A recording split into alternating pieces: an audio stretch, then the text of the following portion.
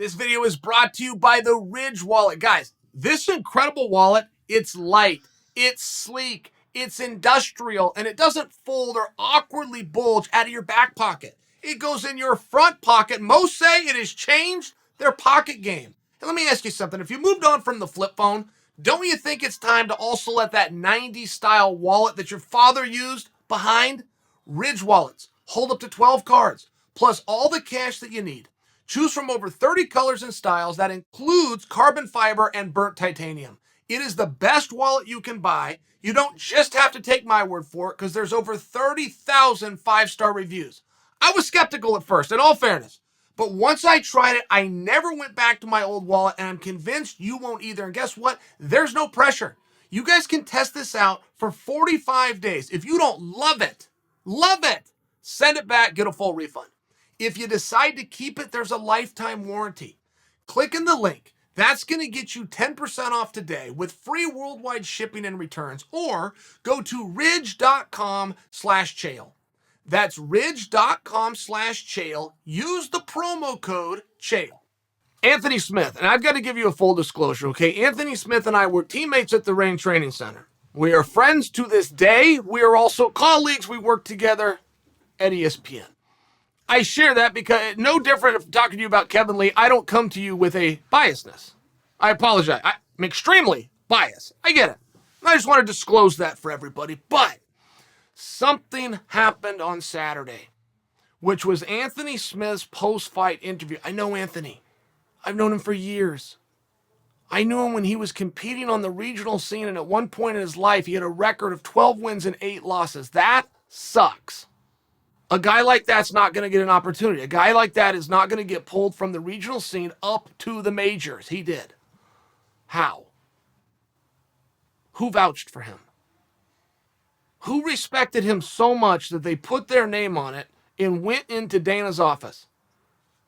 Because that is the only way that a guy with that kind of a record made it. Somebody did that, and probably multiple people. And Anthony would come into practice every day the same. Quiet. Bag on his shoulders, set it down, do his work, and leave. He was a Mr. Social after practice. He had a mission, and he was clear, and you could see it, and you respected it. And even to this day, I cannot pay Anthony Smith a ton of compliments anywhere in fighting. I can't tell you, oh, that's the most masterful boxer. Did you see those hands? Oh, what about that speed? What about those feints? What about those setups? What about the dynamics of his kicks? Well, that ground game, that sure is... There's nowhere. But goddamn, he can get down in a fist fight, can't he? I mean, he just has a little bit of everything, doesn't he? And he's not scared to fight. And he does not question his conditioning. And he does not doubt himself anywhere. And he just plugs along. I mean, to look, they put something out on social media. I could have this number wrong, but I believe that was his 8th main event. If I'm wrong, it was his 9th. 8 main event fights in the UFC after on the regional scene losing almost 10. The number one contender, that's been official before. He has officially been the number one contender, thus fighting for the world championship. He is arguably the number one contender right now.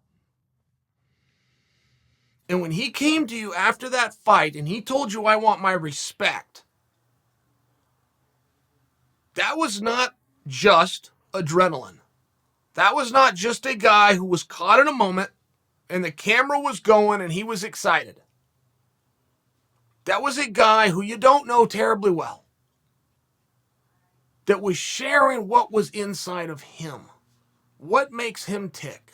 What took him from 12-8 on a regional scene, coming into the Range Training Center twice a day, every day, moving forward with his little fight career, little goals to be a cage fighter, to 10 years later headlining events on ESPN. And he just told you what it was. He opened up his heart through his mouth and he told you what it is. He's fighting about respect. It's a big deal. It's a big deal for a lot of people. And it's a big deal for him. To watch Anthony have this level of success is just very pleasing. To watch Anthony continually to be counted out of fights. And I can see his curiosity going off every time I watch him compete. I was at a grappling event. Sean Wheelock put it on. We had a great time. 4-on-4. We had 4 teams. We did this dual meet format. I could be one of the coaches. It was great. But Anthony Smith was at that. And Anthony knew that I knew Craig Jones. And Anthony knew that I knew Gordon Ryan. But Anthony didn't know these guys yet. He didn't know how to meet them, and they were at the event, and Anthony wanted to get a one-on-one. He just wanted to pick their brain on a few things. So I called Craig, and I believe they even matched up. They at least matched up for a talk. Whether they got down and they worked on some stuff or not, Anthony expressed his interest in getting to learn from Craig Jones. Anthony, over the weekend, went for Craig Jones's heel hook. Now, is that a coincidence? Maybe. Did he ever get that time with Craig? I would assume. But did he study Craig? Did he recognize Gordon?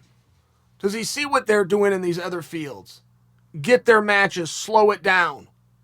Maybe get a video on Flow and watch it 3 or 4 times and then go work on it in the garage. Old school. Move the coffee table out of the way, grab a friend and start working on heel hooks. Maybe. I know I'm close. And Anthony Smith went for a heel hook? What? Yeah. Yes. He went for a heel hook. Yes. He did many grappling techniques. He finally finished the fight with a grappling technique, which, by the way, he set up with those big Anthony Smith lefts and right hands that you're all used to. It's incredible. To watch a guy grow, I mean, this is the major thing that you want to look for in a guy's career. If you still want to be on the bandwagon, if you still want to be a believer, if you still think a guy can be a contender, you have to be able to see and identify that growth. Many guys will get very far up that mountain and they'll stop and, hey, that's the best you can do. And you realize that things are slipping a little bit. I'm not as curious. I'm not as motivated. Oh, my body hurts a little bit more. You'll start to realize these things and you'll dig in. You'll try to hold right there. And that might get you a few more paychecks. That might get you a couple more years. You just try not to slide down that mountain. Wait to see how many more guys can catch you. When you have a guy like Anthony Smith who is moving forward in his progression of techniques, he's opening up the arsenal to the fact not only did he finish the fight with a submission hold, he went for a heel hook. The same heel hook he told me. I'm personalizing this, but he told me in 2017 he wanted to learn from Craig Jones to the point that he asked me to connect these guys in a text message. It's incredible. And you can't get to where Anthony Smith has got, and you can't keep your spot, and you can't go any further if you don't maintain that youthful curiosity, that willingness to grow, to find guys in other sports that apply to your sport and get to them before somebody else does. You guys aren't going to know Anthony Smith very well. You're just not.